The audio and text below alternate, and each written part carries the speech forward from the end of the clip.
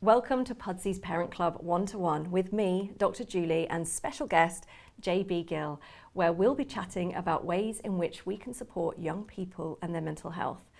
There are plenty of conversations at the moment around the absolutely vital role that dads play when parenting children, especially when it comes to understanding and managing emotions.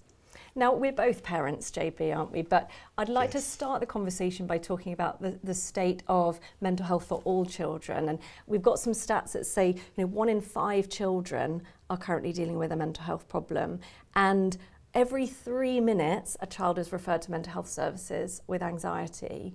So when you hear those kind of stats, how does that feel as a parent? It's worrying that across the board, so many children are feeling anxious and not sure how to express themselves and having mental health issues. It's genuinely worrying, and sometimes it's difficult as a parent to know what to do to help.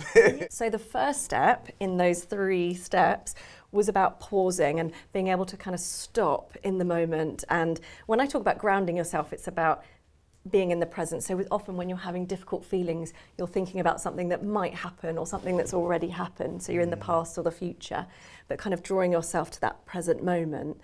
Are there any ways that you have with your own kids that help them to just kind of stop for a moment? Because life's busy, isn't it? And we're always doing. Are there any ways you have as a family to just get out of doing mode and just stop for a minute? I think it's exactly that. Just being able to have, whatever you're doing, whether you're out and about, and for us, it's usually out and about because we have a very busy life. Does 5 minutes make a massive difference to whatever it is that you're on your way to, in a rush to do? Probably not. Yeah. Is it more beneficial to be able to have that conversation for a child to feel more comfortable and feel safe and feel grounded? Absolutely. Yeah. So, sometimes when you have that moment to pause and stop, it just puts everything into perspective. Yeah, I think you're right. And often when a child is experiencing an emotion that's uncomfortable or painful, it comes out in behaviour. So they're doing something that it makes it, difficult to carry on with the day. But actually asking a child to kind of stop and pause when the feeling's uncomfortable is difficult as well, isn't it? Do you find it easy to talk about feelings with your own kids? Yeah, I mean, I'm very much open, for me personally, very much open to that. I think it's really important to have conversations, and I think that sounds very obvious, but actually I feel it's something that we miss out on a lot, especially in this society. As much as we talk, we don't often listen. One of the things that we try to do, as I say, we spend a lot of time in the car, and actually those car journeys can be a frustration, especially when you're stuck in traffic and things like that.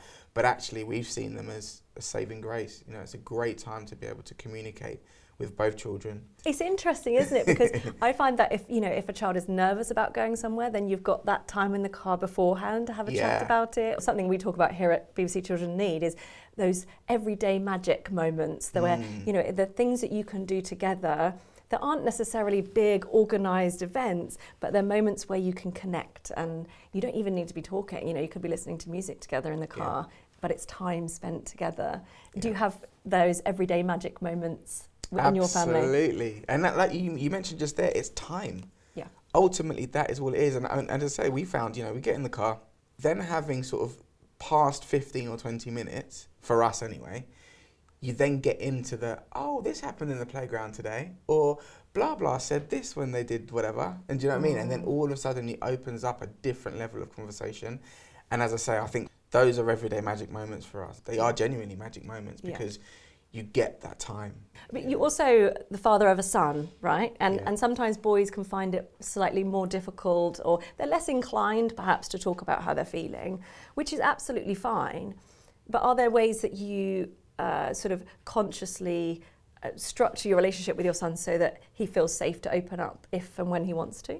Yeah, absolutely. Both myself and my wife are very, very focused on both of our children being able to express themselves, especially Ace. And actually, we've never ever, restricted him from, speaking about his emotions and how he feels.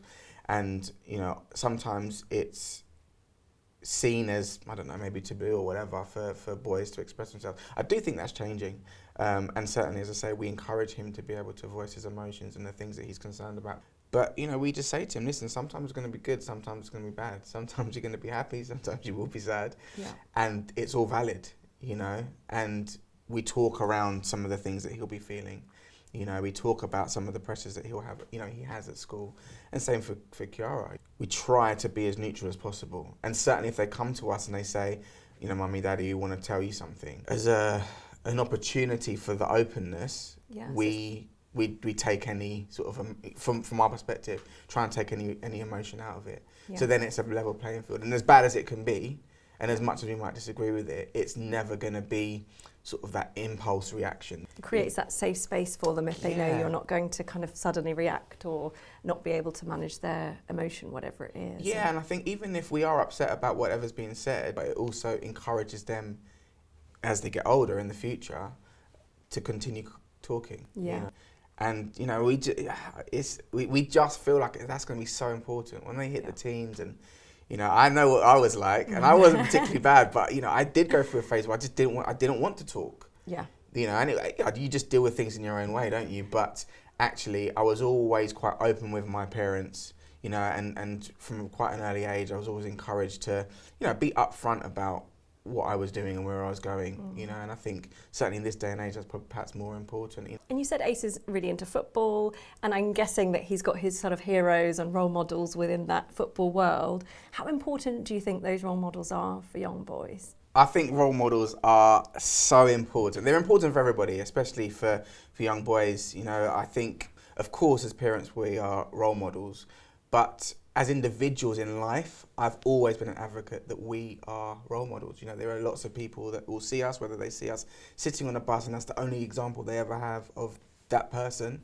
or whether we are spokespeople or whether in the public eye, you know, and for me, I take that role very, very seriously. And so for, you know, whomever my son has or will have as a role model, you know, I think, you know, you want them to obviously be great people, but you want them to be aspirational.